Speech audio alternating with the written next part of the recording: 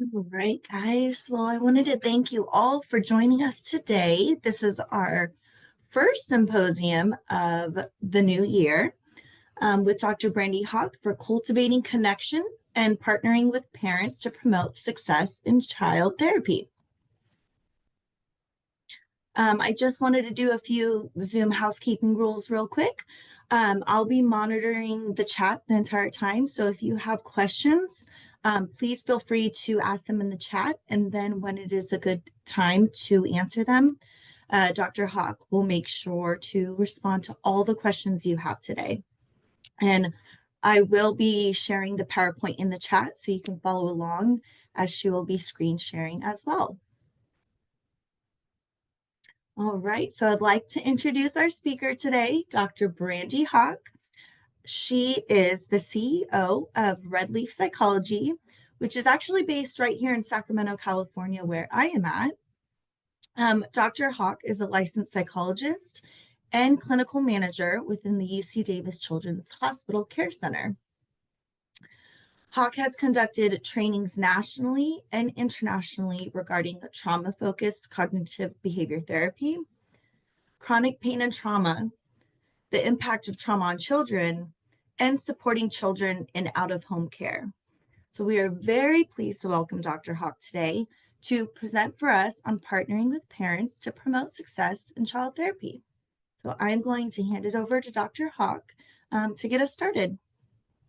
Wonderful. Thank you so much. It is a pleasure to be with you all here today. We are going to talk about one of my most favorite things, which is how to work with parents when you're working with kids. And I think this is something that maybe you all have a lot of experience with. And so if that's the case, I want you to add your ideas and your insights, what's worked for you, what hasn't worked. And if it's new to you, I want you to ask all of your questions because this is a really rewarding, but also a really hard part of doing therapy with children. So let's go ahead and get started.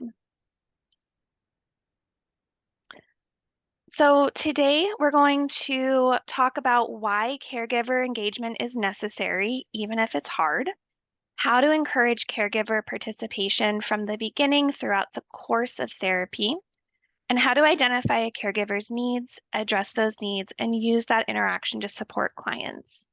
The second half of our training is going to be a lot of talk about resources. So I'm going to share a bunch of different websites for you. We're going to walk through them together, talk about how we can use them with caregivers as well. So again, this is another place where if you have additional resources, share them with the group because more resources is always better. Sadie mentioned before that you can ask questions anytime in the chat, which is absolutely true. I'm also more than happy for you to raise your hand and we can talk at any time. So unmute, put in the chat, all is good. I am going to ask for participation though, because it's kind of boring for me to hear myself talk for 2 hours straight. So we're actually going to start with a question for you all. Why is it so hard to engage caregivers? Feel free to unmute or put your ideas and thoughts in the chat.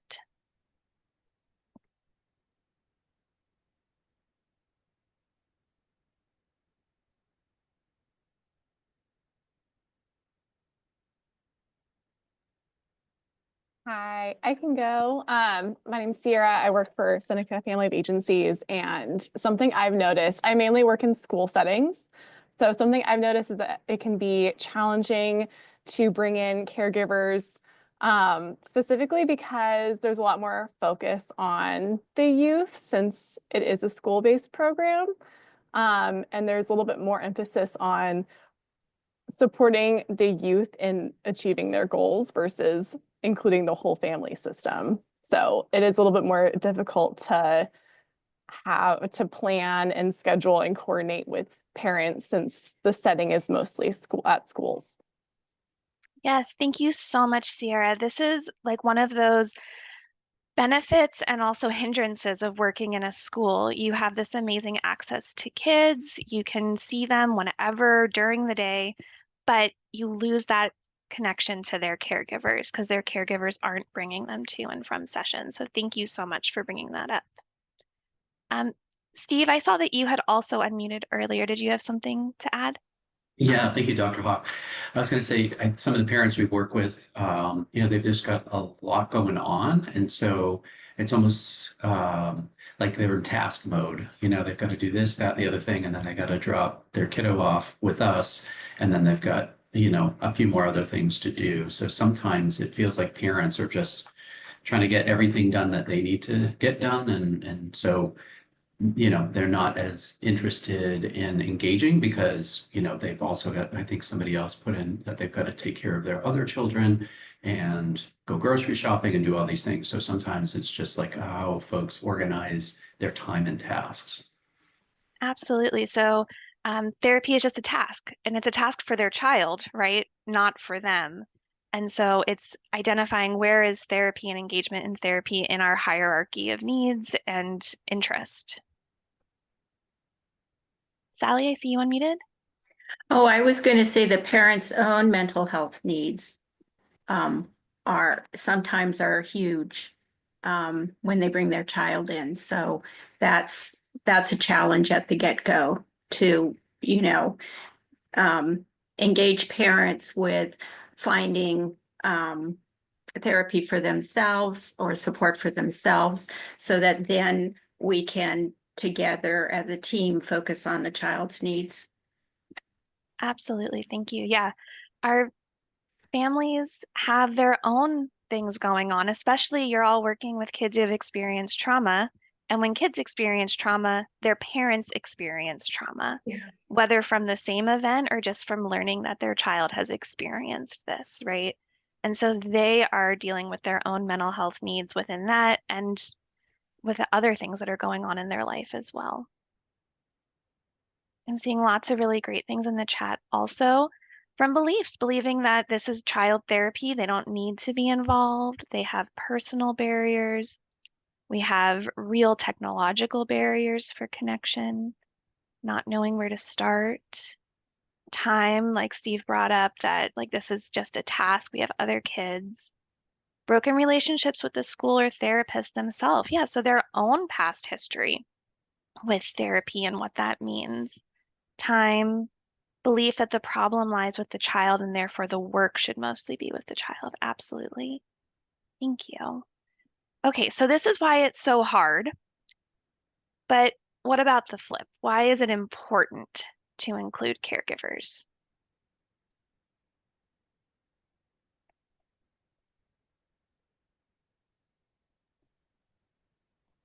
Well, I'm happy to say something about that. It's the caregiver, that's the most really important relationship for the child. The child and the caregiver hopefully will be together for the rest of their lives and we will not be there. And yeah, so we just really like strengthening that relationship is just going to help everyone. I love that reminder that you are not going to be there forever, but the caregiver likely will be, right? And that is the most important relationship. The problems exist in the family system, not with just one person, especially when that person's a child. Yeah. Other thoughts?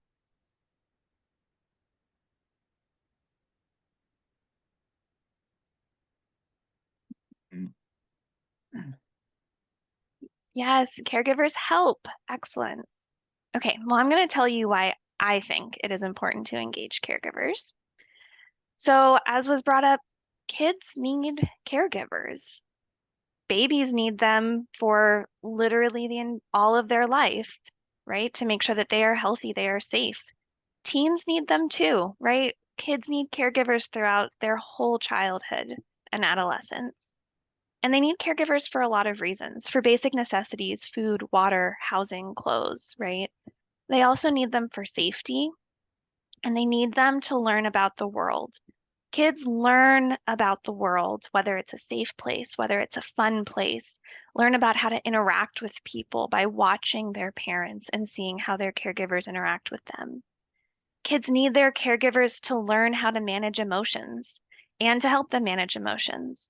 And this is abundantly clear when we're talking about toddlers and preschoolers, but teens need their parents to help them manage their emotions as well.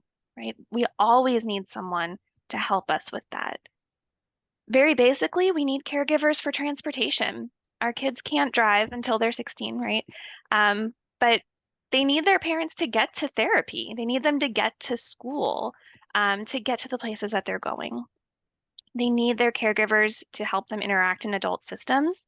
The mental health system is an adult system. It relies on health insurance. It relies on coordinating meetings and care, and they need caregivers to do that for them. They also need caregivers to help them remember their homework, whether that's school homework or therapy homework. Our kids are wonderful, and with all of the best intentions for doing their therapy homework, most of them will forget if they don't have someone helping them remember because they have their whole lives. And so caregivers are essential for all of these parts of a child's life, and they're essential for therapy as well. And so caregivers make therapy happen. We need them. Those of you in school, this is where it becomes a little bit tricky because you don't need caregivers so much to make therapy happen. But those of us working outside of schools, we need the caregivers to set up appointments, to communicate with us, to drive the child to therapy or to help them get transport to therapy, to arrange the child's schedule and their schedule with your schedule to make sure this works, to communicate with you, oh, my child can't come today, they have a basketball game, or this thing happened this week, I really want you to talk to their teacher.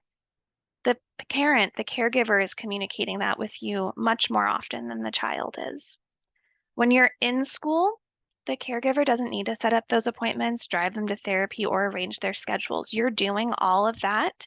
And so it's very easy when we're in school for caregivers to feel completely disconnected from the therapy situation because they're not required in the same way. So it takes extra effort when we're in school to include caregivers. And as was brought up, caregivers help change happen, right? We spend 1 hour maybe per week with the child, right? That's not very much time. Caregivers spend so much more time with their kids, and they are what's required to help kids generalize therapy to their daily life, to take what we do an hour a week and turn it into something that happens minute by minute and day by day for the kids.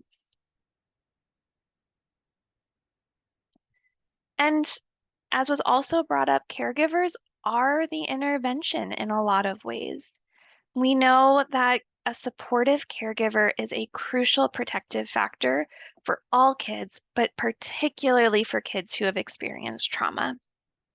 When kids go through scary, overwhelming, and traumatic events, research says over and over that having a supportive caregiver builds resilience and helps them reduce the severity of symptoms that go along with that traumatic event, or if not reducing the severity of symptoms in the beginning, helping them recover more quickly. And this is especially important for young children, for our 0 to 5-year-olds. That caregiver-child relationship is the most important thing when we're talking about trauma recovery for 0 to 5-year-olds. We also know that outside of that, research shows us that when we can increase warmth and structure within the home, that is associated with symptom reduction in kids. So working with the caregivers can help reduce the child's symptoms. And then I'm sure that we all have this experience. We also need to work with caregivers to help them learn how not to inadvertently reinforce mental health concerns. Most caregivers are just trying to do the best that they can for their kids. And one thing that caregivers don't like is for their kids to be overwhelmed and upset and sad and scared, right? As caregivers, we want to keep our child from that. We want them to be happy. We want them to be calm, to be having fun with what they're doing. And so often our caregivers inadvertently, without knowledge, might be reinforcing some of our children's anxiety or avoidance behaviors. Because when a child has very strong reactivity to something that they're afraid of or something that's triggering them, caregivers want to protect them. And so they're going to help the child get away from that, not have to do this thing that's causing so much distress, But we know as therapists that what kids really need is to be able to approach those distressing events with supportive caregivers, with supportive people, and know that they can get through it. And so we need to work with caregivers to make sure that we're on the same page, that we're going through therapy in the same way and have the same goals. So let's start at the very beginning. Your very first contact with a caregiver. The very first phone call that you make to say, hi, I've been assigned your child, or hi, you reached out and I'm so interested to hear what you're looking for from therapy. Or if you're in a school, hi, I'm reaching out because I just met with your child and I want to talk to you about therapy, and have you sign consent forms and talk about what this looks like. From the very first contact, we want to express that the caregiver is part of the team, right? So we're going to be genuine and warm as you always are. Like that's not new or surprising. You're always genuine and warm when you talk to caregivers and when you talk to kids. But one thing that you really want to focus on is making sure to express excitement about working with the caregiver. So when you're talking about how, you're happy to meet the child, you're excited to begin therapy with the child, make sure that you're including the caregiver in that. I'm excited to work with you and your child. I'm excited to work with your family. And so it's clear from the beginning that the caregiver is part of this and you want them to be part of it. To the extent possible, we want to be flexible about scheduling. One of the issues that comes up as reasons that kids don't participate in therapy or drop out early is around barriers like scheduling and timing of appointments. I know for a lot of people, you don't have a lot of control over your schedule, right? So there's only so much you can do about this. But if possible, be flexible to meet the family at a time when they can actually do it, when the parent does have childcare for their other children, right? Or when they are able and willing to come in to the clinic to be with you. Or maybe you go out to their home. We do a lot of in-home work, and it's wonderful. I love going into a family's house. You get to see a totally different perspective of who they are, and it becomes a lot easier for them to attend appointments because they don't have to get to the clinic, or the parent doesn't have to figure out how to get to school. It might be flexibility about how the parents' sessions are going. So maybe if you're working in a school, you're seeing the child during the day and you're not seeing the caregiver with them, but you schedule with parents about having a phone call, right? Or a Zoom meeting at another time so that they don't have to make it into the school if that's hard for them. And then we want to describe what to expect at the first appointment. One of the most off-putting things when we first contact families is to not give them details and to leave them in the dark. If you think about that for yourself, it's hard if you call up a doctor and they tell you, okay, your appointment's scheduled, but you don't know where to go. And then you show up at the building and you're trying to figure out what floor to go to, and you don't know what it's going to look like, and you don't know what's going to happen. Your anxiety increases. And the more our anxiety increases, the more likely we are not to follow through with things. And to say, this is too much, I don't want to do it, I'm just not going to go. So be clear. Tell them exactly where they're going to park. What's the parking situation? Is it free? Do they have to pay for parking? If they have to pay, make sure they know how much it's going to be and where the best spots are that cost the least amount of money, right? If you're in a city and you know that if you go around the corner to the next block, there's 2-hour parking versus the half-hour parking right in front of your building, tell them about that. Tell them where to park so that they can have the best time with you and make it as easy as possible. Tell them about the front desk. Who's going to greet them? What are they going to say? Where are they going? Any paperwork. If when they come in the first time, they're going to have consents to sign or forms to fill out, let them know that. Let them know about how many forms they're going to have to fill out so that they're not surprised when they get this big stack, right? And then tell them about the content of the first session. Let them know that you're going to be reviewing consents with them. Let them know that you're going to be interviewing them and the child. Let them know about how long it's going to be. Is this a 60-minute meeting, or is your first appointment actually 2 hours or 90 minutes? And who is going to participate?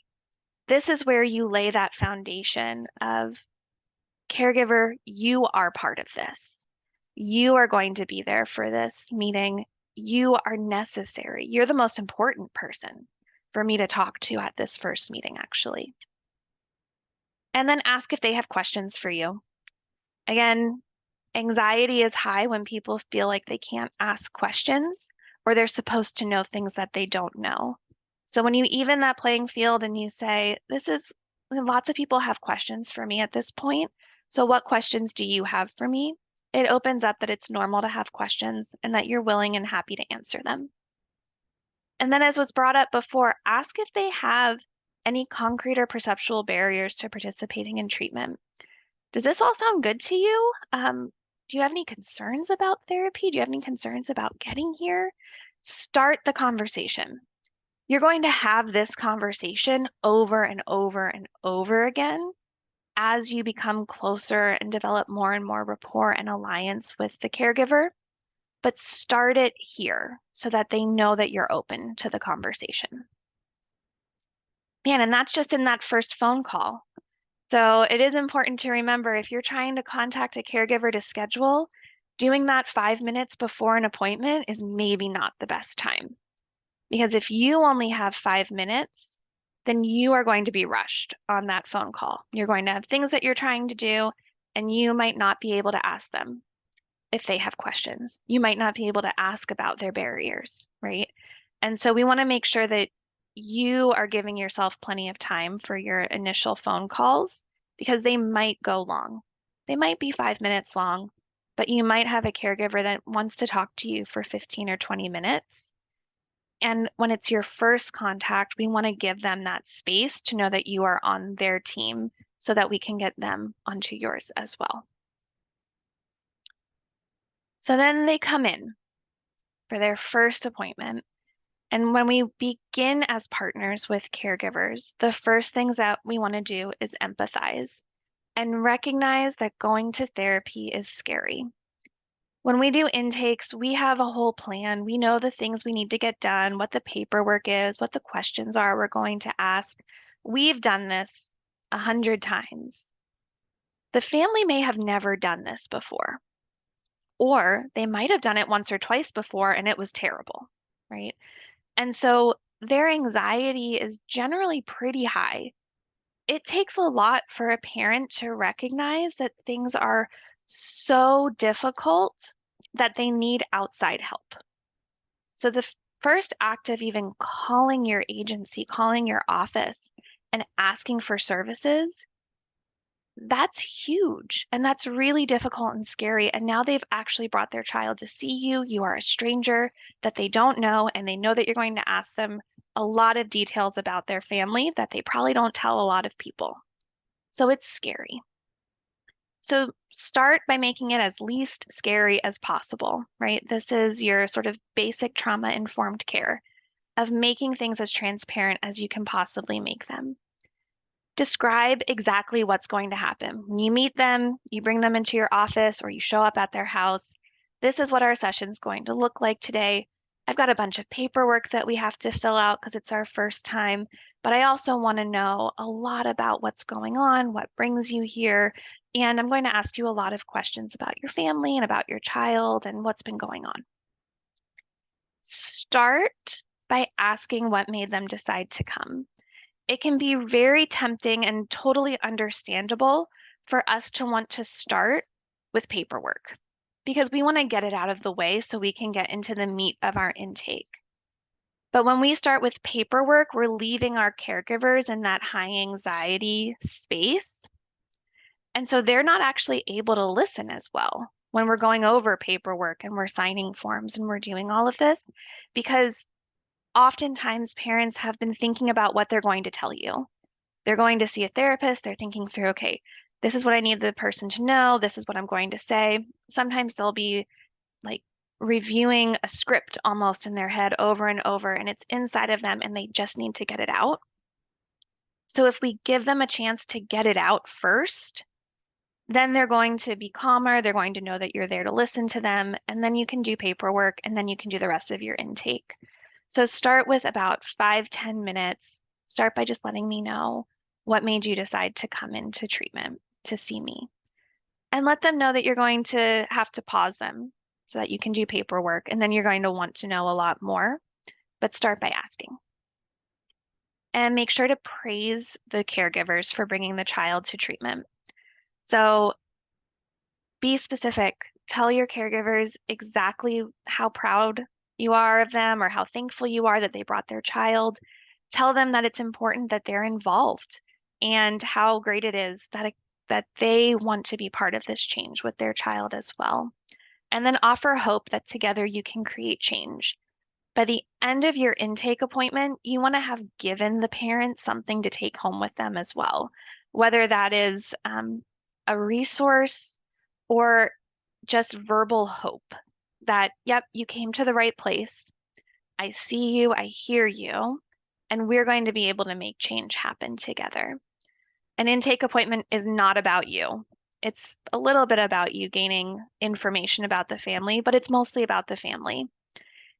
And it's mostly about them feeling like they're in a comfortable, safe place and that this is a place that they want to come back to again. Because if they don't come back, you can't make change happen. So instilling hope by the end of that first session is very important. And equally important to empathy is respect. So we want to make sure that we are respecting caregivers so that they also respect us. We need to remember that caregivers are the experts on their family. We are experts on child mental health. We are experts on the interventions that we do. We might be experts on diagnosis. But at the end of the day, the caregiver is the expert on their family. And so we want to continually come back to that and partner with them in respect. We want to emphasize the importance and the primacy of the parental role, letting them know that they are crucial for therapy to happen and that you want to hear from them what's working and what's not working. You want to ask and focus on what the parents need and want from therapy. Again, we often have an idea of what we want to do in therapy as soon as we get the referral and we know a little bit about the presenting problems, but we want to ask parents what they want and what they think is needed. Because if we have different goals, then we're not going to be able to work together well. So we need to know what their goals are. No shame and no blame. This is so important, is that parents did the right thing by bringing their child to therapy, right? Sometimes we can feel a lot of ways about the things that happened that resulted in the child experiencing trauma or resulted in the child needing to come see us. But at the end of the day, if we hold blame and judgment towards the parent, they are going to feel that. And they are not going to want to be around us if they think that we are judging them. And so it's very important that we show up with an approach that is no shame and no blame. And it's not about what got us here, but it's about the fact that you're here now and the parent is part of the change that's going to happen. So we're moving forward rather than judging the past. And again, here we want to talk about issues like stigma, cultural concerns, and previous experiences with therapists. What do you think about therapy? Have you ever had therapy before?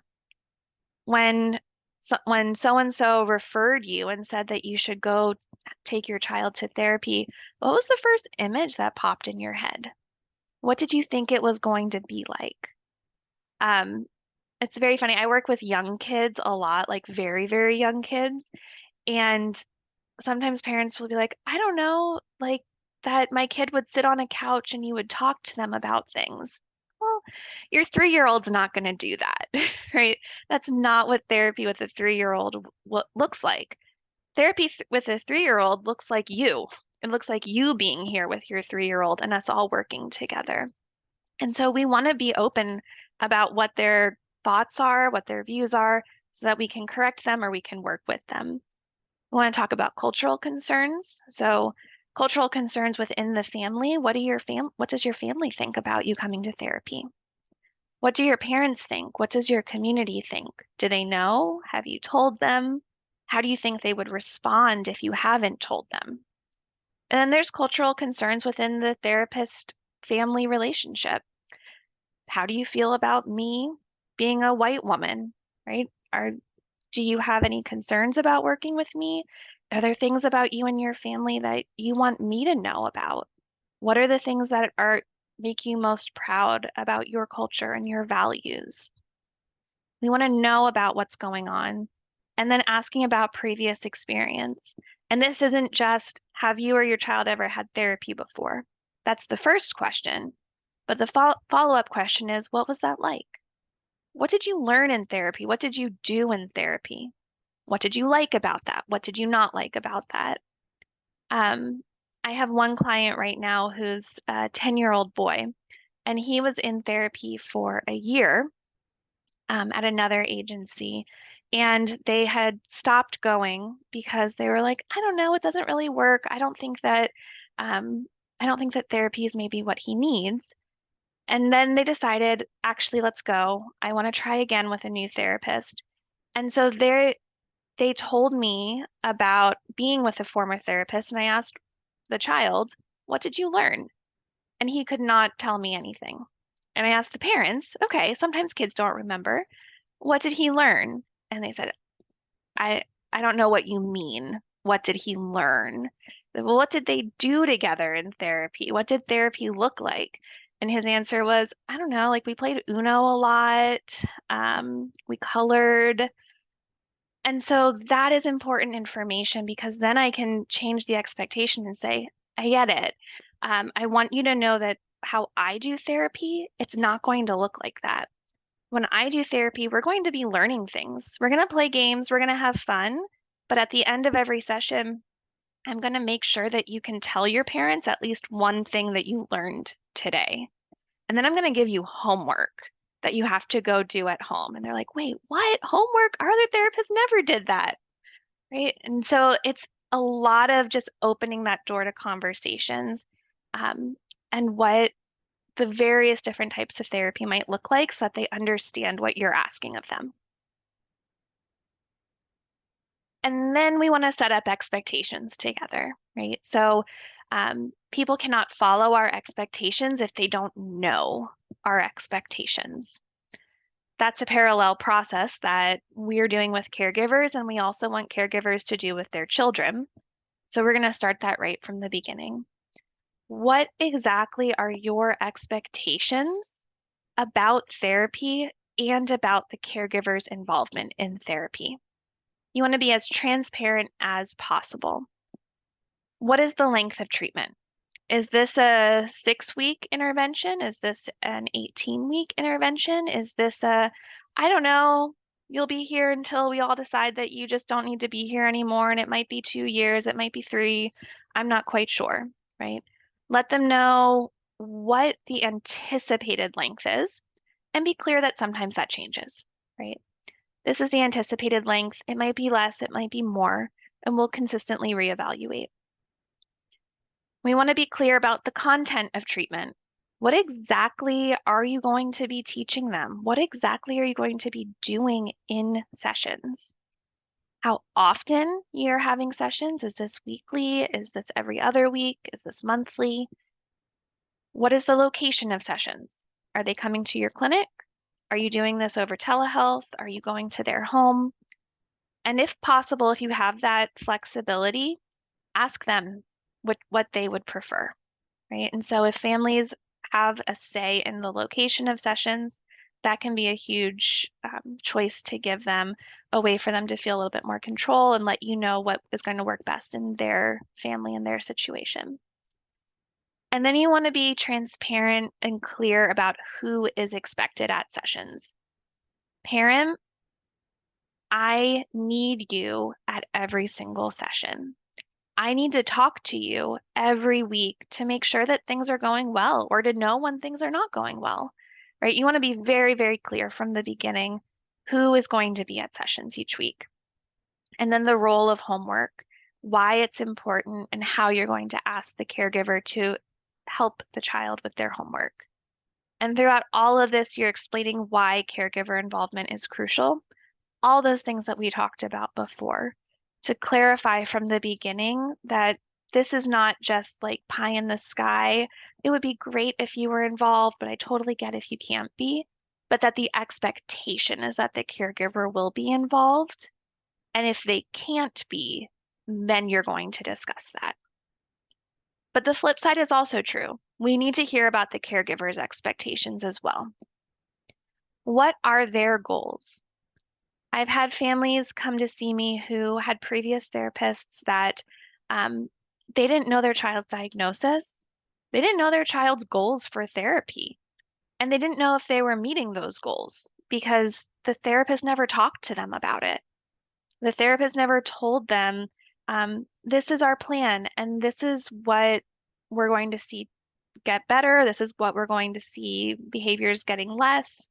And then checking up and saying it's working or it's not working. They just brought the child to therapy and the therapist did their magic and then they took the child home. And so it's important to know what the parents' goals are so we can come back to that and make sure that they feel like they're meeting their goals or at least making progress towards their goals. We want to ask what they think caused the current issues. We might have views about what caused the issues, but if we don't know what the parents' views are, then we can't either provide corrective psychoeducation or work that into our treatment, right? And we might be working against them because they disagree with us. I have lots of conversations with parents about the role of medication in children's mental health, specifically around ADHD, and views about what causes the concerns that they're seeing, and therefore what's going to help the concerns that they're seeing.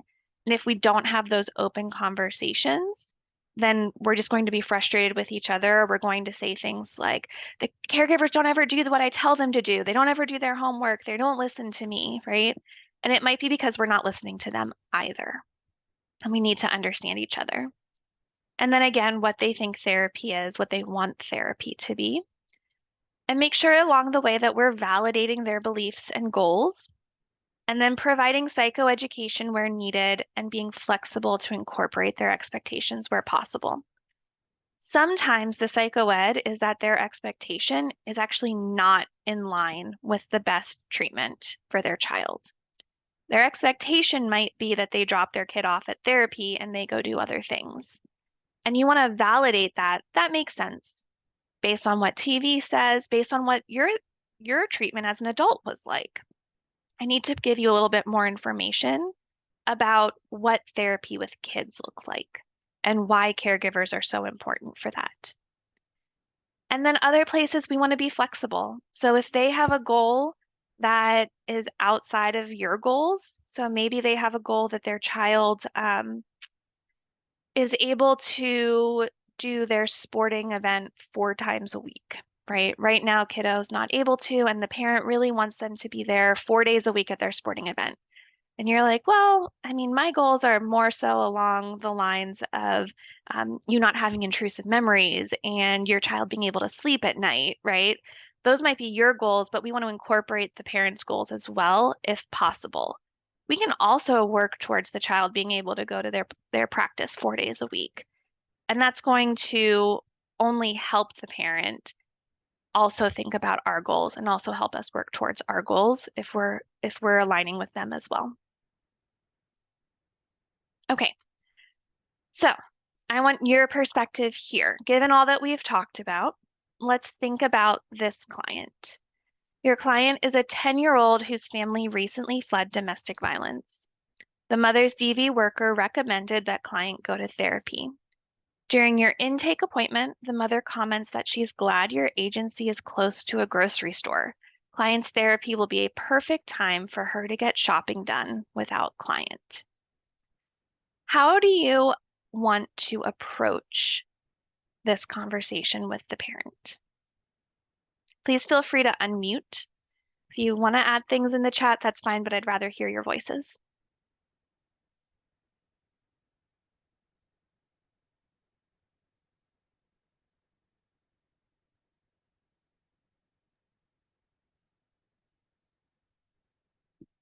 Sally? Well, the first thing that occurs to me is Maslow's hierarchy. Mom's providing for basic needs. And so I would recognize that's where she is. And we could have a conversation about that, about,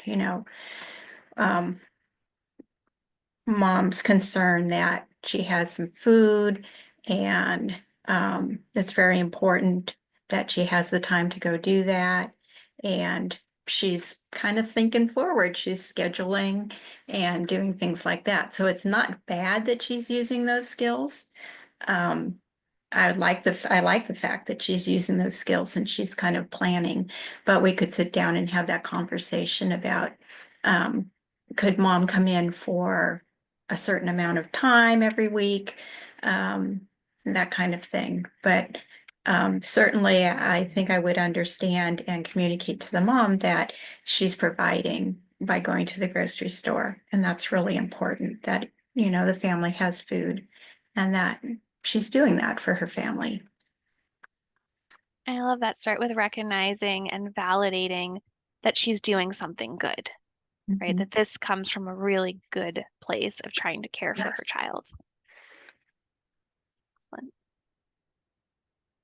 Others?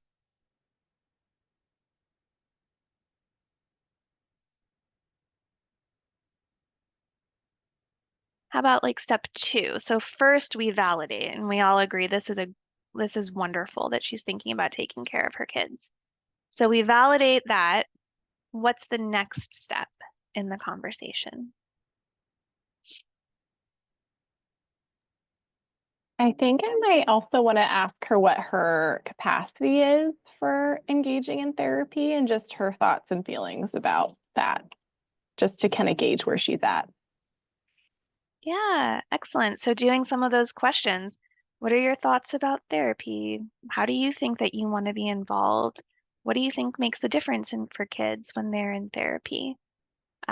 Asking all of those questions to get her perspective. Love it. What else?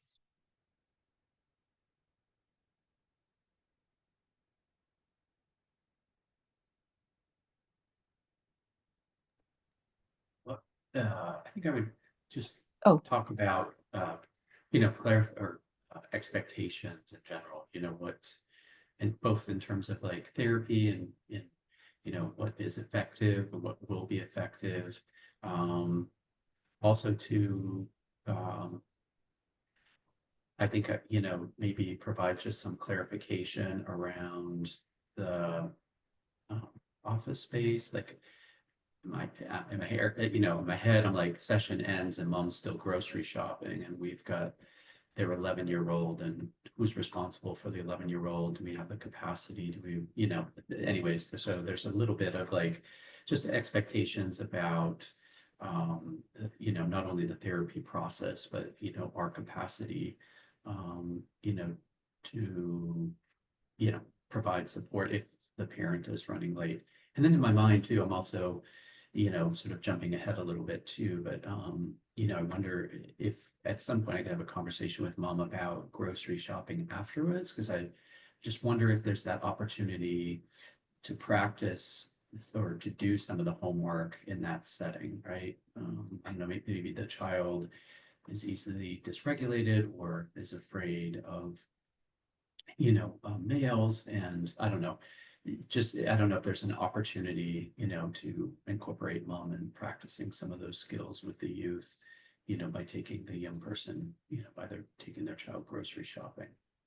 But that might be, sort of ahead down the line, but that was what I was thinking too.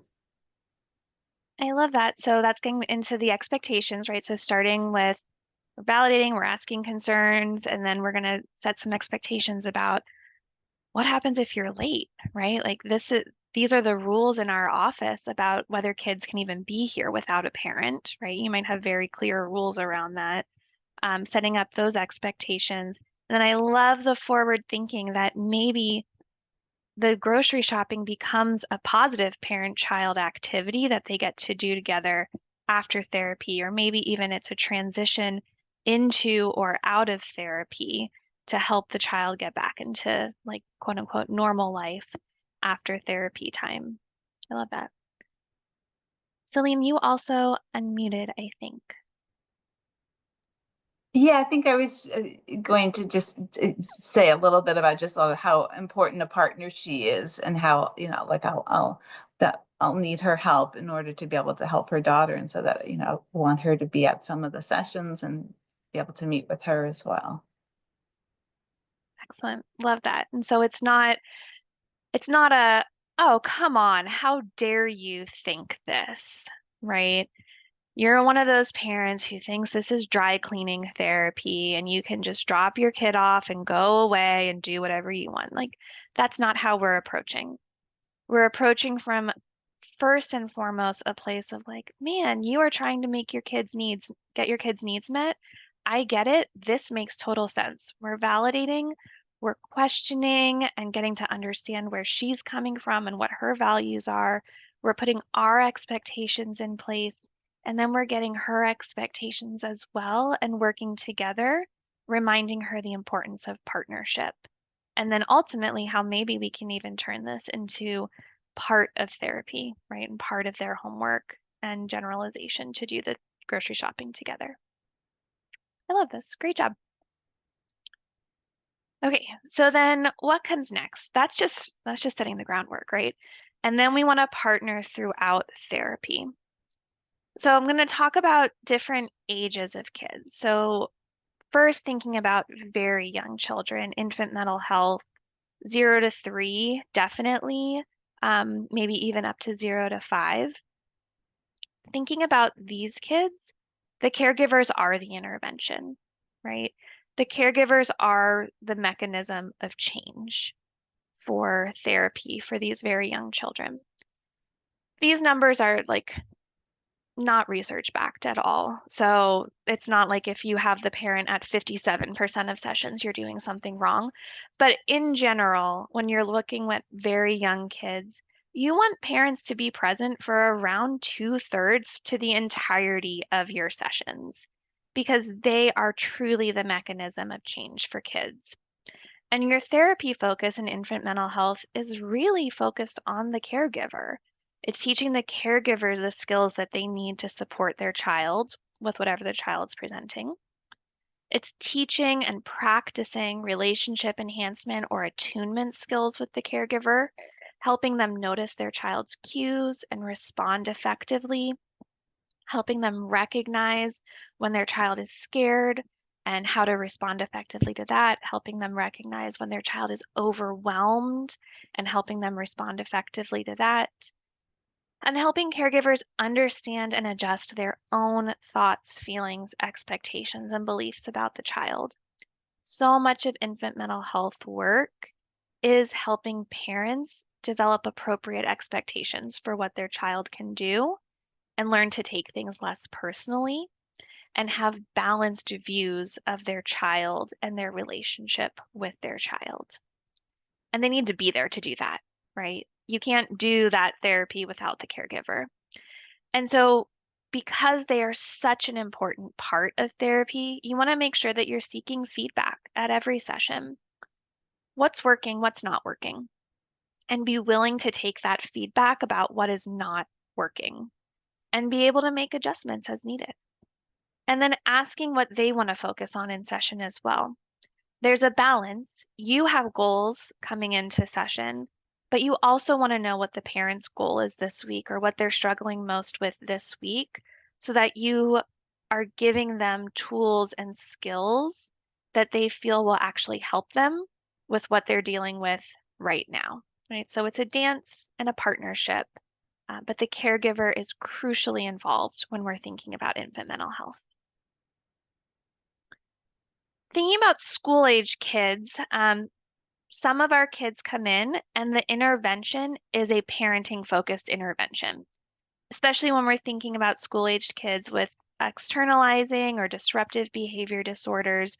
The evidence-based treatments for those types of concerns are typically parenting interventions. So behavioral parent management, this might be things like triple P or parent-child interaction therapy, parent-child care, parent management therapy, the host of different parenting interventions. When you're doing a parenting focused intervention, the parent is present for all of it, right? That's what you're doing. And the goal of these treatments are to help caregivers improve their relationships, manage behaviors, and support their child. And they recognize that the caregiver is the mechanism of change for the child. We change what the caregiver does, and that changes what the child does. So when we're doing this sort of intervention, obviously the parent has to be there the whole time.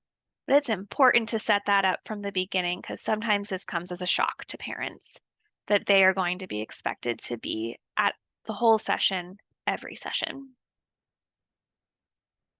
We're thinking about school-aged kids that are more of a child-focused or individual therapy treatment.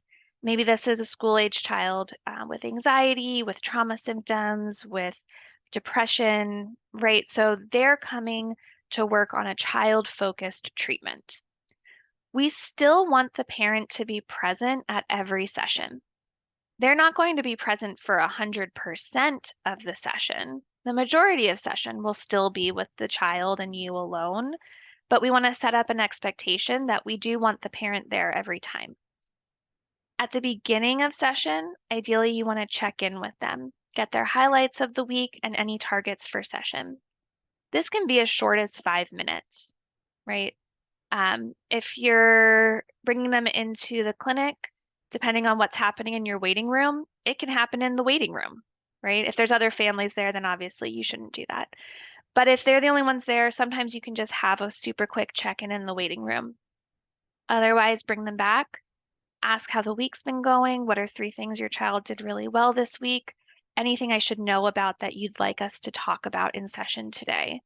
And then you can kick the parent out so that you can be one-on-one with the child and do your individual work with them for the day. But this is really important, this check-in in the beginning. It kind of sets the stage that you care what the caregiver has to say. And it's important for you to know any difficulties that are coming up so that you can actually address them with the child. Otherwise, you're not going to be working on the things that are causing problems, which is going to make the caregiver feel like therapy isn't working. And it's not because you didn't know about the problems that you need to address. Then you're going to have your individual therapy time. And then we're talking about school-aged kids. We want caregivers to come in for the last 15 to 20 minutes of session typically. Sometimes this is with the child, so everyone together. That's most often how I do it so that the child can teach their parent everything that they learned. But sometimes you want this to be just the parent. If you have the capacity for the child to be in the waiting room or somewhere else and you can meet one-on-one with the parent, that's sometimes really nice for these last 15 to 20 minutes. Goals here are to review the child's accomplishments of session, tell the parent how great their child was, give them some really positive feedback about how their child participated in session. You want to explain what the homework is and how the parent can help the child with their homework. And then also we want to help caregivers learn skills and process their own experiences. If the child is in there with you teaching the skills, then we're really just helping the caregiver learn skills and how to help the child with them. We don't need the parent to process their experiences in front of the child because often that means talking through some negative thoughts that they had about the child or some difficulties, some frustrations that they're feeling. And we don't need the child to be there for that conversation. But if we do have that one-on-one time with the caregiver, then give them a little bit of space to process their experiences with these skills with their child being in treatment. If you can't do one-on-ones at the end of sessions, then I typically recommend having periodic caregiver-only sessions so that you can help them process their own experiences. Talk about what this is like for you, talk about how parenting is, what's going well, what's not going well, all of the things that are going on in their life. And those periodic caregiver-only sessions can replace a child therapy appointment, or they can be in addition to it. It can be a phone call, it can be in person, it can be over telehealth, sort of whatever works best for you and for the family in that situation. And then we think about teenagers, right? And teenagers are different because they are developing this whole extended circle of friends and people, and their lives are expanding well beyond their homes and their families. And so the way that we include caregivers might be different. If we're thinking about a teenager coming to therapy for family-related concerns, then the parents or caregivers should be present at all or most sessions, right? So if the point of this is that we are having conflict in our family relationship, then we need to be working on the family relationship, and that involves multiple people. If you're doing family therapy, then everyone's going to be together, right? That's the way family therapy works. Everyone's together. We're all learning communication and problem-solving skills and talking together and using these skills together.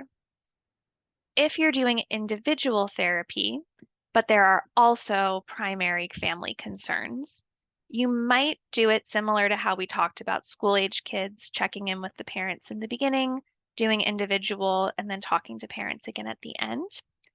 Or you might have separate caregiver and teen sessions. You might do this every other week. So you have a full hour with the teen and then a full hour with the caregiver. You might do 2 sessions in 1 week. If that works for the family. I have found that it almost never works for the family to do 2 therapy sessions in 1 week, but if it does, that's great.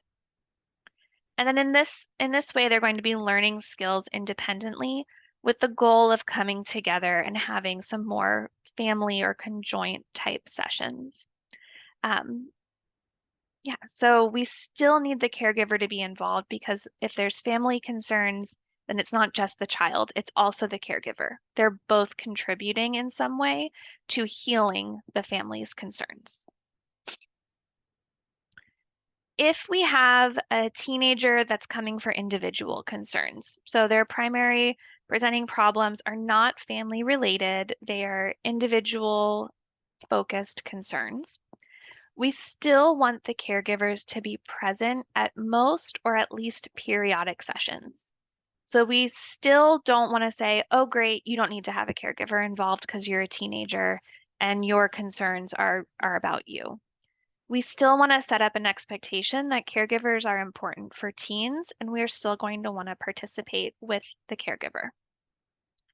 So if the child has very high needs, or if their individual concerns are having significant impacts on the family, then again, we want to be similar to how we have that set up for the school-age children, check in and there for the last 15 to 20 minutes.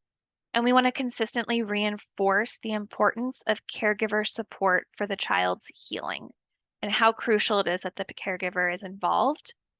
We're going to need to have one-on-ones with the caregiver, because if it's impacting the family or if the child has very high needs, that is impacting the caregiver and their views and their mental health, and we need to give them space individually to talk through that. If the teen has very strong family support, or their concerns have very minimal impact on the family, so maybe this is a teenager that you're working with who is really struggling with procrastination at school, right? They're not having trouble at home, they're not having trouble with friends, but their grades at school are slipping because it's really hard for them to organize and get their schoolwork done, and they're just procrastinating a lot. You might not need to involve the family as intensely in this type of intervention. So you might do it similar to school-aged kids. If the parent is there and involved, that's only a great thing. But you might have something more like monthly caregiver-only sessions where you review the teen's progress, you discuss parenting and how to best support the client with what they're going through. Because the parent doesn't necessarily need to intervene or learn as much when it's very individual concerns that are having minimal impact on the family, and you feel like the family is going to be able to support the child. And regardless, for all of our families, we want to make sure to check in regularly on how the caregiver is doing. And not just related to the child's mental health, but in general. And it's important to remember that the child's mental health just might not be their top priority. There might be a ton of other things going on that are more important to them than their child's therapy appointments and their child's mental health. And that does not make them a bad parent. It makes them a parent who has a lot on their plate and who needs support and encouragement along the way. It's important that we support the parents with that and refer them to additional resources as needed, whether this is individual therapy, whether this is case management services, whether it's an eye doctor, helping them find the right eye doctor for them to go to, whatever we can do to support and refer them. And reminder not to take things personally. This is the Q-tip method, quit taking it personally. Oftentimes parents are angry or short or don't come to session or don't participate, not because they don't like you, but because they have other things going on, because their stress level is very high, because they're trying to take care of X, Y, and Z things. And you just aren't as important as those other things.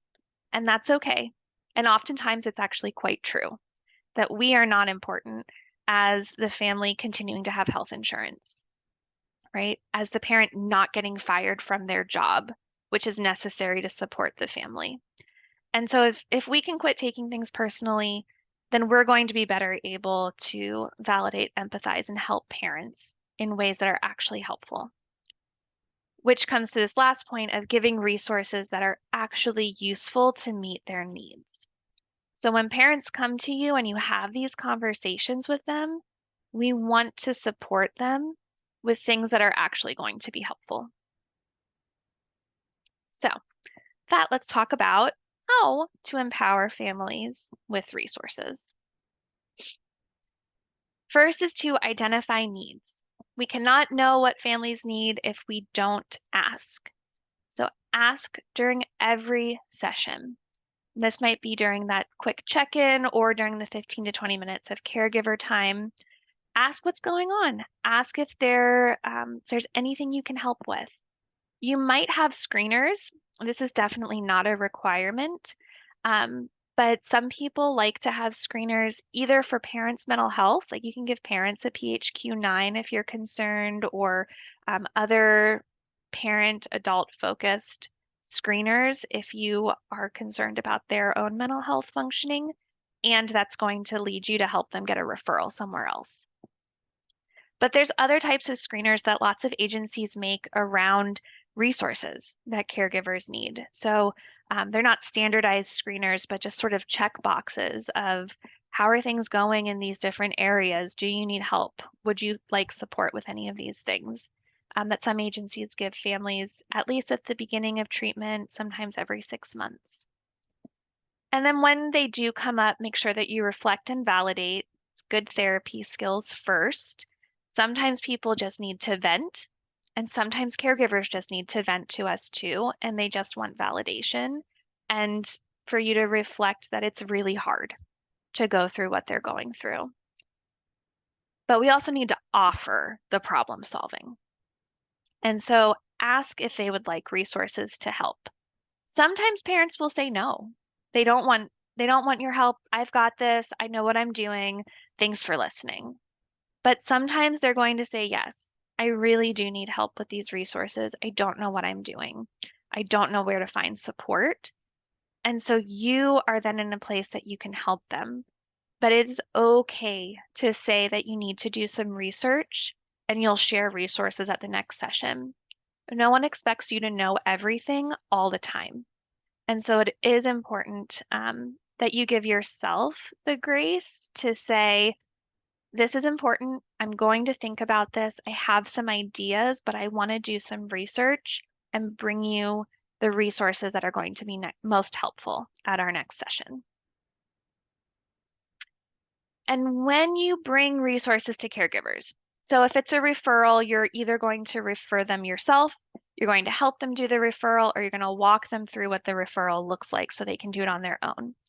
But if we're talking about handouts or we're talking about websites, don't just give it to them and say, read this at home. I was doing some thinking about what you talked about last week, and I think this handout's going to be really helpful. Go read it at home and let me know what you think. That caregiver is not reading that handout if you present it to them that way. They're going to crumple it, they're going to throw it away, they're going to forget about it. Definitely don't sound judgmental about their current practices or lack of knowledge. I can't believe you didn't know this. You're doing what? That's not helpful. That's not going to make anyone want to listen to you or learn new things. But do open up and review the resources with the caregiver. Give yourself enough time to do that. Show them if it's a website and they need to have a login, show them how to log in. Create that login together. Help them navigate the websites, navigate the resources, learn together, read them together, watch videos together, and then give homework to dig deeper. And then ask how the resources might work in their family. When would you find yourself using this? How do you think it will be helpful? And then follow up the next week on how it went. Did you look at that website we talked about? Did you do any of those things on the resource that we reviewed together? How's it going? And revisit as needed. Okay, so with that, I'm going to actually share a ton of resources with you all. You have slides that give you an overview of all of the websites that we're going to go to. I'm not going to go through the slides. I'm actually going to do what I just told you to do and go through the resources with you. So, start sharing over here. Okay, so the resources that I share are going to span a lot of different concerns that you might have. The first place I want to tell you about is the PC Care Learning Center. This is a resource that I actually helped to co-develop and is free for everyone. You do have to create a login right now. Soon that will not be necessary, but the login is free. This is a website for your caregivers of kids aged around 2 to 10 years old. That's going to teach about positive parenting skills, and it's going to teach some regulation skills, and it's going to teach some psycho-ed about different difficult behaviors. So I'm going to navigate, we're going to go through 2 of these lessons together. This is the garden, where we meet all of our different families. Kiko's family teaches us about playtime. Auntie Aaliyah teaches us how to understand our child. There's modules in here about trauma and stress, about temperament, about negative cycles, about visitation, about problematic sexual behaviors. Michelle and Zari teach us how to pay positive attention. I'm going to start by coming in here.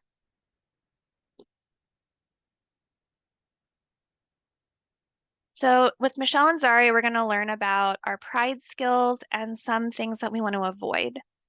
One thing that it's valuable to teach all parents is the importance of praising your child. So we'll come here to our praise lesson. We have a little overview. We're going to learn what praise is, why it's important, and how to use it to improve behaviors.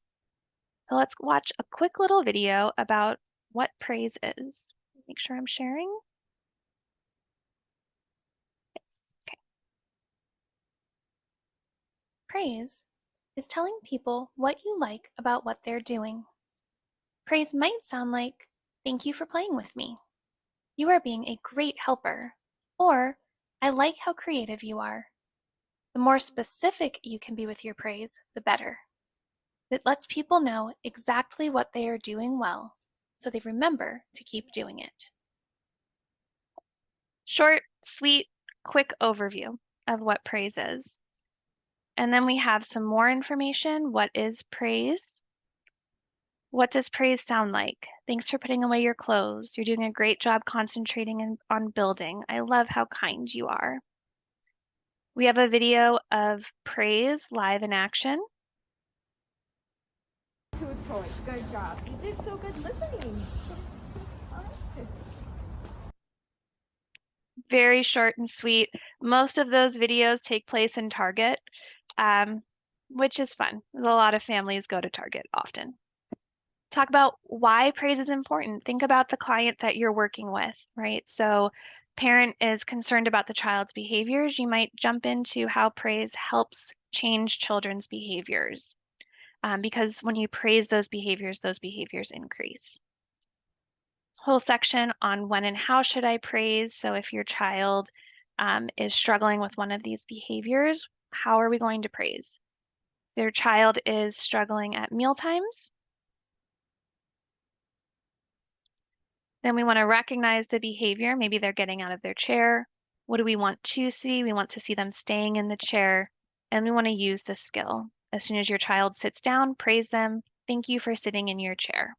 And then a reminder that we want to praise what we want our child to do rather than what we want them to stop doing. They have this for difficult behaviors and also goals that we might be working towards, like reducing anxiety and feeling safe, or reducing parent stress and frustration. We want to be thoughtful about how and what we're saying. And then we have voices of caregivers. The changes that I noticed, he just seemed more aware of the fact that there would be like consequences for behaviors, or that if he did something the right way, there would be praise for it, and he would keep doing it over and over because he liked the attention that he would get from doing things that were appropriate. Sometimes it's really helpful for parents to hear other parents talk about these things rather than just you. There's cute little quizzes, and then there's lots more activities. And these are all YouTube links for additional videos that families can do at home or you can do in session to help them learn this praise skill. And then there's a place that parents can reflect and send an email to themselves or even to you as their therapist on how they're going to use this skill. And then they get this cute little card at the end that they completed each skill. And so we have that for paying positive attention. Jamal is all about regulation, and there's just about, I think, 6 or 7 different modules for different types of regulation and breathing and movement. Leading with action is about how we can set our kids up for success by adjusting the environment, using strategic attention, redirecting, modeling, and then setting boundaries. So how to give rules that are effective, how to give commands and consequences that are effective, using redo to support your child in making good decisions. And then Nana and Alejandro are empowered to create. This is talking about recovery, the importance of maintaining relationships after difficult behaviors happen, and what to do into the future. So this is a great resource to go through with your caregivers of 1 to 10-year-olds when there are behavioral issues that you're working on. The next resource is nctsn.org. This is an incredible resource for both providers and caregivers to learn about trauma. There's going to be information about all different types of traumatic events, how they impact kids. There's information about treatments, about assessments, about trauma-informed care. I'm going to show you the most common way that I use this with parents is to talk about trauma types. So we've got a bunch of different types of trauma. And so when we're starting out with treatment, we want to give families psychoeducation about how trauma affects kids and what it is. So maybe we have a child who has experienced physical abuse. We come here. The effects page is just a little bit of psychoed, just written on the page to talk about how physical abuse impacts kids. They might struggle with developing and maintaining friendships, not trust authority figures. They might not feel good about themselves or see themselves as worthy. They may blame themselves and feel they must keep what goes on in their family a secret.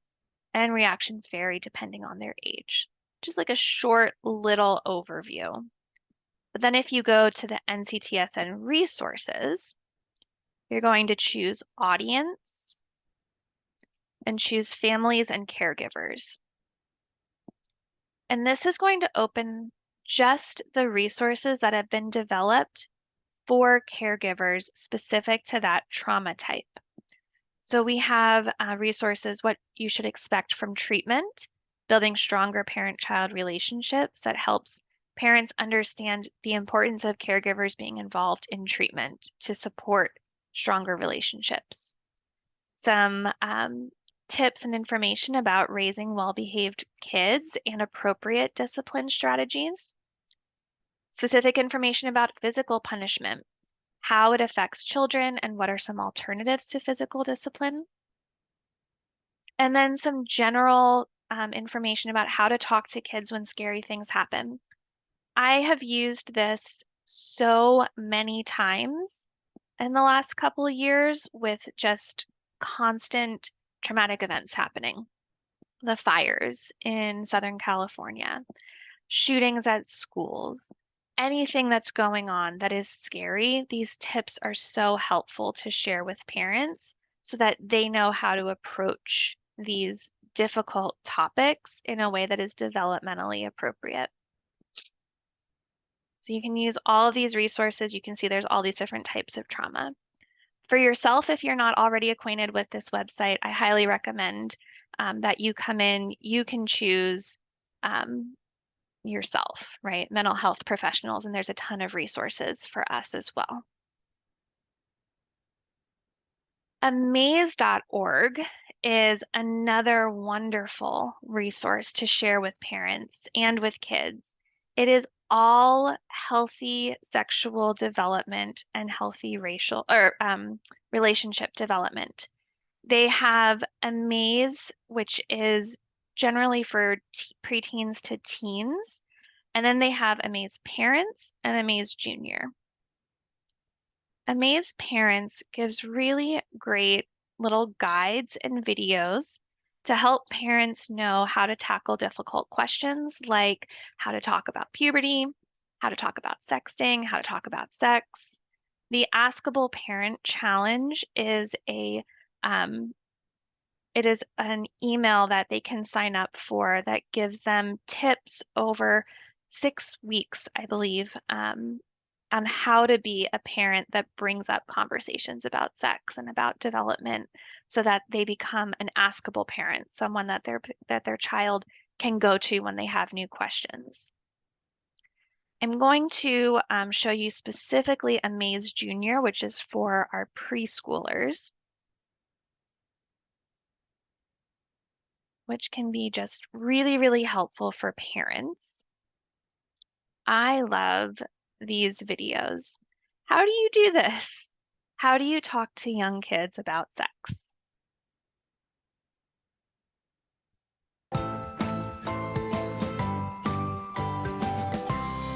Welcome, everyone, and thanks for coming. I know it's tough for parents to get out sometimes. No matter. Nothing gets in my way when it comes to helping my kids. To be honest, I didn't exactly choose to be here. I mean, what does sex have to do with our 3-year-old? I didn't learn about this stuff until middle school, and that was fine with my parents. A lot of us, including me, had that kind of experience as kids. What do the rest of you think? My parents were like Brad's, but I think they might have been wrong. I can already see that our 2-year-old is curious about her body. It's pretty funny. And isn't it better they learn from us, rather than other kids, who only think they know what they're talking about because their parents don't talk to them either? My 9-year-old's friend actually told her just last week that girls eat their tampons. She saw it on YouTube. Okay, but still, how do you know the right thing to say? If you get it wrong, or if it's too much too soon, couldn't that be harmful? For many generations, adults thought that shielding kids from learning about sexuality was the safe thing to do. The truth is, better educated kids are way more likely to make better decisions as they grow up about everything, including sexuality. But with sexuality, there's still a double standard that says knowledge could be harmful. I know you're right, but I'm so embarrassed by the words I'd have to say. And isn't it better for moms to talk to daughters and dads to talk to boys? Children, especially young children, look to grown-ups for information simply because we're trusted adults, regardless of characteristics like gender. And one of the best things we can do is give the message that everybody can talk and learn from each other about this subject. I get it, but I still don't know if I can say the word penis in front of my kid. Embarrassment is one of those catchy feelings, and most of us caught embarrassment about sexual things from people around us when we were very young. So we never get to find out that these words are just words, and that it's really healthy and okay to say them out loud. You're right. Why should I be embarrassed to say testicles or erections? Nipples? Masturbation, vulva, clitoris, ejaculation, scrotum, Vagina. Penis! Good job, everyone. And with a little practice, like try repeating these words to yourself in front of a mirror this week. I think you'll be ready. So you can see there are these just wonderful little videos. They're all 2 to 4 minutes long. Talk about how we can talk about these things with our kids, which is so, so important.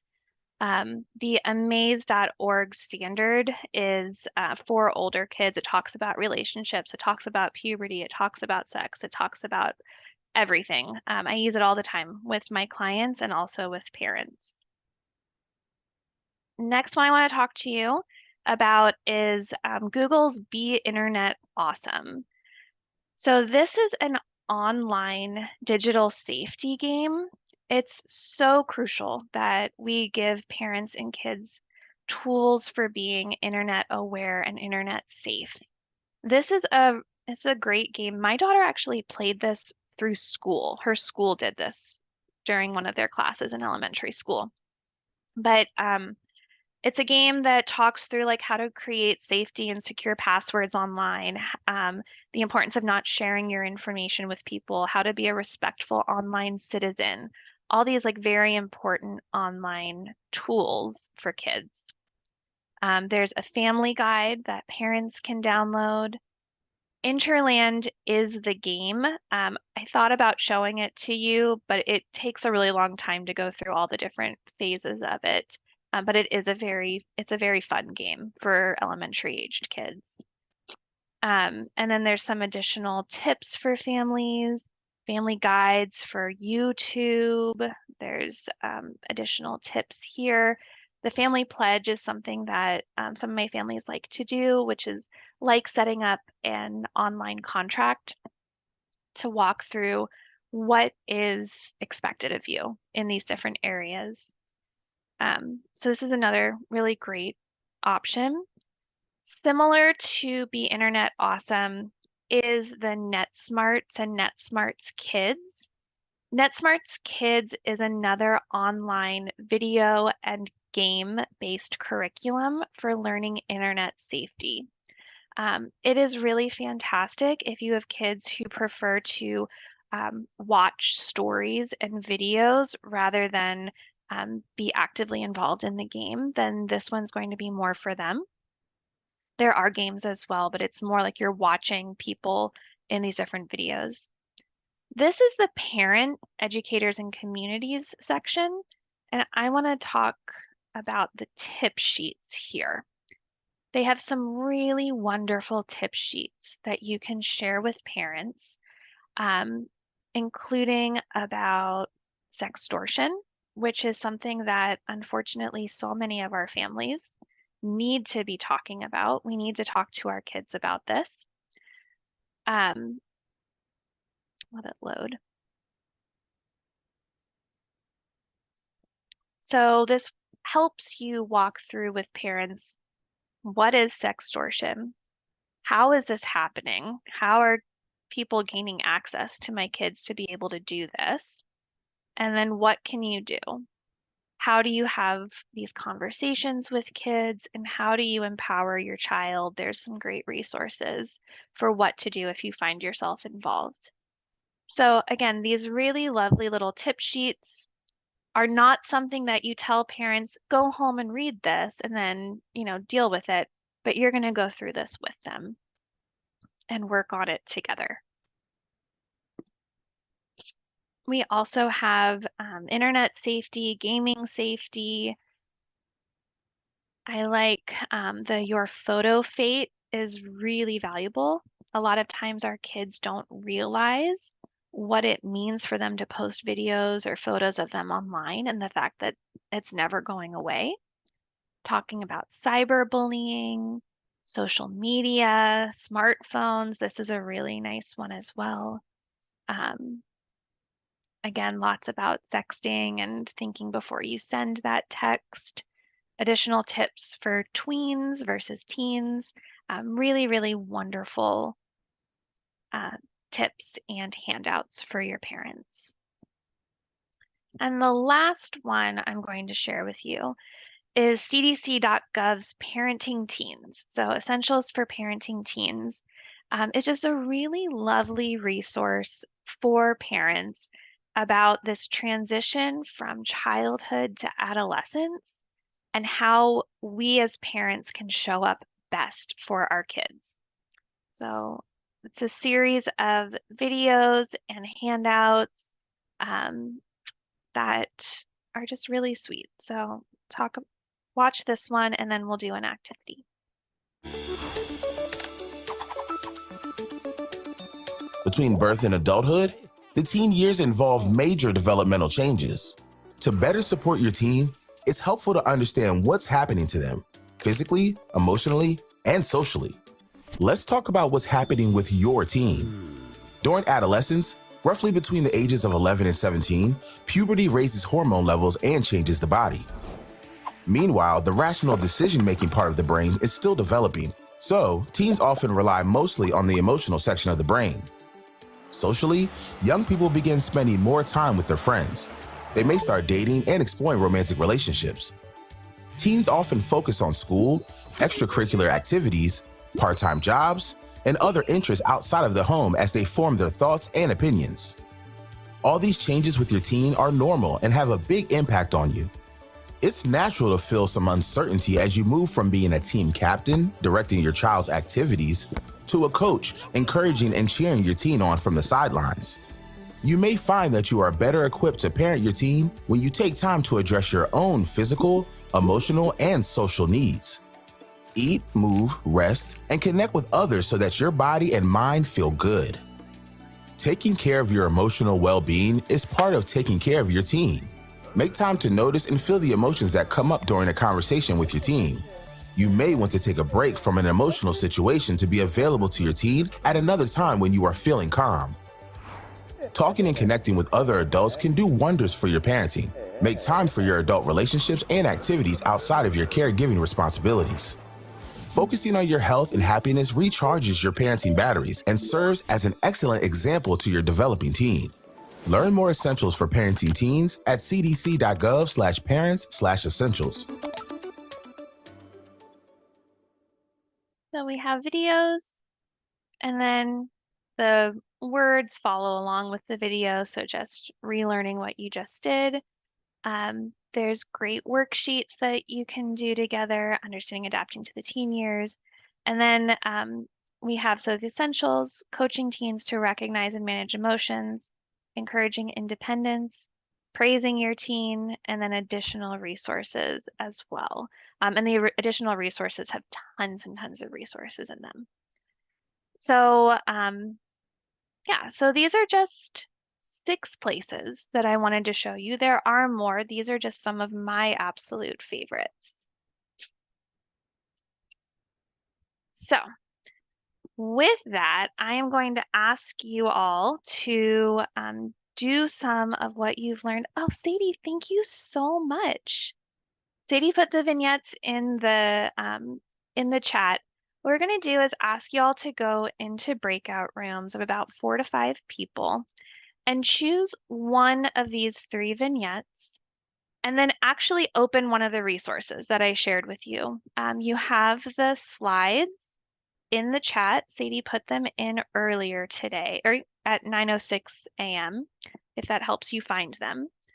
So you can find all of the websites and go to them. Actually open up one of the websites that we talked about and then discuss as a group how you would use this resource with a caregiver to help them manage the problem that they're coming with. Does this make sense? Cool. Please have someone take notes and be prepared to report back because I want to hear what you all talked about. And Sadie, I think 10 minutes. Perfect.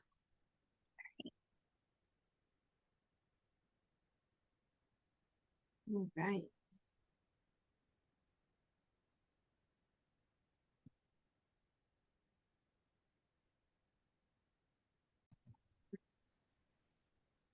All right, welcome back.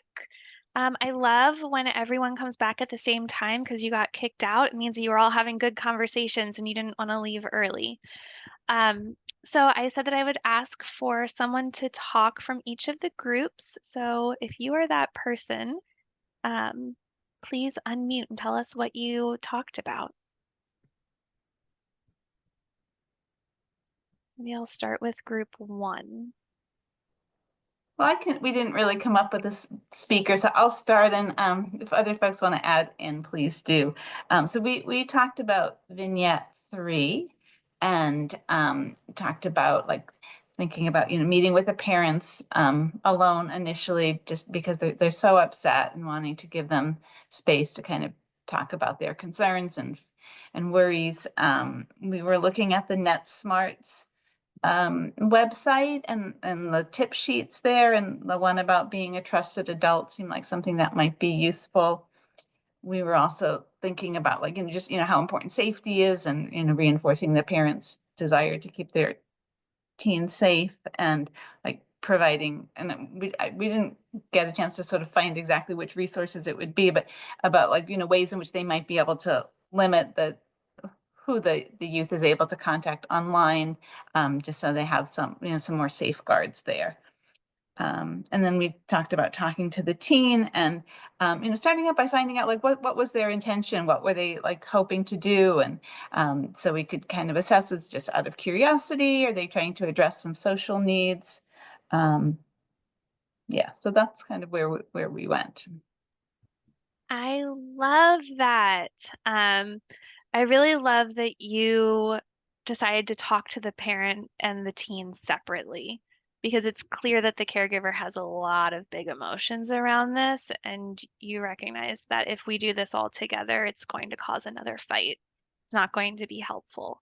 And so this may be one of those times that you schedule a whole appointment with the caregiver, or maybe you're splitting up your session more directly, half and half, so that you have plenty of time for caregiver to talk about what their feelings were, give them space to express their emotions, to feel validated.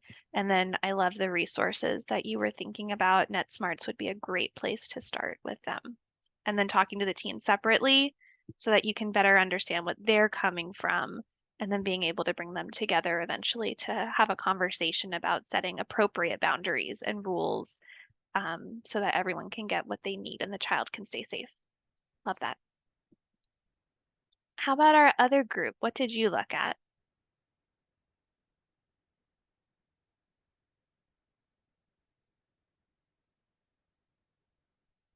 We looked at vignette number 1, and we talked about providing a lot of psychoeducation for the parent of the 4-year-old to be able to strengthen their positive parenting skills, using the PC Care website, and helping to support their pride skills, and then working on using some of the behavior management strategies to reduce the challenging behaviors. Excellent. Love that. So you recognize these are difficult behaviors, but they're maybe not like out of the norm for a 4-year-old, right? And so sharing the PC Care Learning Center with the parent. I love that you specifically talked about focusing first on the pride skills and helping them understand how their positive communication can support their child, and then bringing in more of the behavior management as well. I love it. And to be clear, those are things that you would probably be doing anyway if you didn't have this resource, but the resource just adds more support for the caregiver. It gives you a different way of presenting it to them, maybe more interaction, definitely more things that they can dive into when they go home. So it's a great addition to what you would already be doing. No one did it, so can we talk about number two just kind of briefly together? Which of the resources that we talked about do you think you would want to use with this caregiver?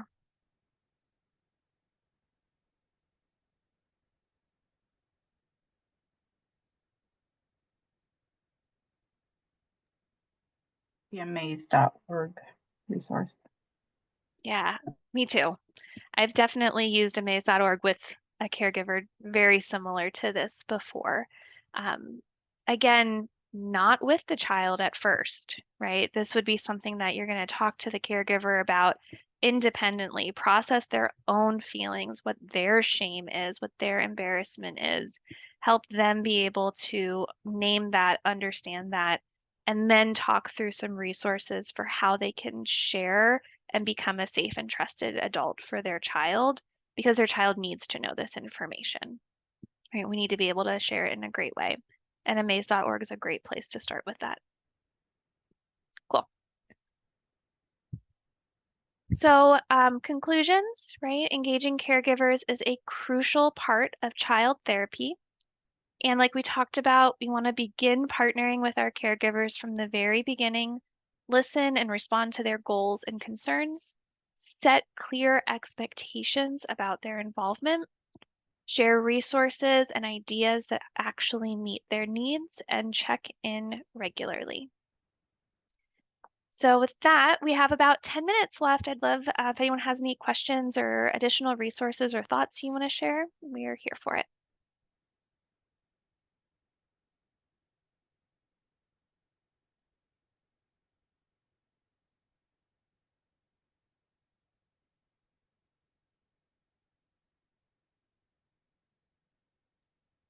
In thinking about middle schoolers and teens, well, I mean, any kids, but I didn't realize that the Columbia risk assessment had an app, and I'm very excited about it because helping caregivers be able to assess risk when it's like 10 o'clock at night, then they're not feeling quite so lonely or desperate if the app can help guide them that their teen is or that their teen's behaviors and symptoms are maybe at a lower risk, or that they do need to take action if their teen is exhibiting higher risk, or for friends who are worried, or just to help therapists have ease of assessing in sessions.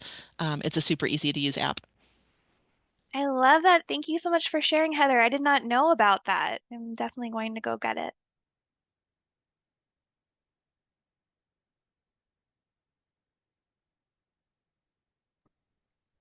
Question around sharing psychoeducation with teachers and other members of the child's team, if you've had any experience doing that.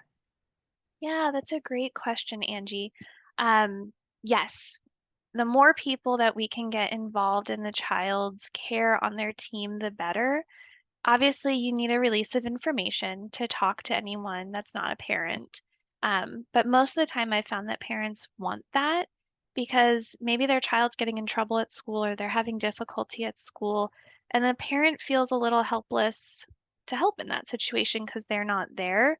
And so being able to talk to teachers to get their perspective on what's happening, what's working for the child, what's not, and then being able to share some of the psychoeducation, some of the resources and things that are working in session with the teacher can be really, really helpful. I know I do that a lot with my kids that have more disruptive behaviors and are getting in trouble at school as we're doing treatment with the parents and we find the things that are working. I want to share that with the teacher to problem solve how we can incorporate some of those skills into the classroom.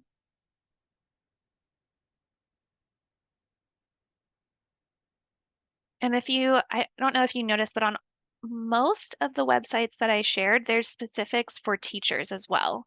So there's like resources for caregivers, resources for therapists, and resources for teachers, which can be really helpful.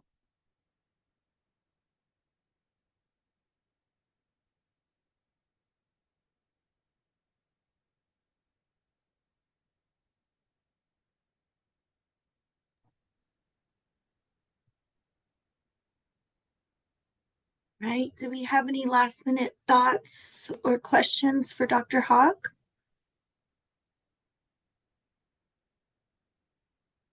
All right.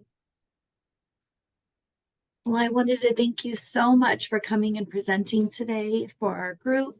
We're small but mighty. And I wanted to just share that we have our next symposium coming up. Let me see if you can see my screen. We have our next symposium next month for trauma-informed care for sexual assault victims, which will be with Dr. Ginger Healy. So I'm going to drop that in the chat if you would like to register.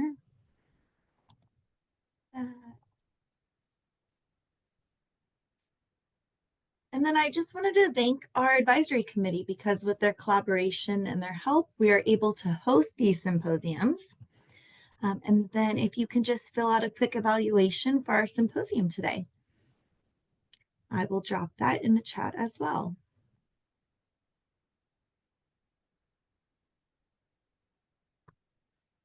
All right, guys, thank you so much for attending today, and I hope you have a wonderful week. And thank you so much, Dr. Hawk. Thank you. Thank you all for your participation. It was great to hear from you. I'm so thankful to be here with you.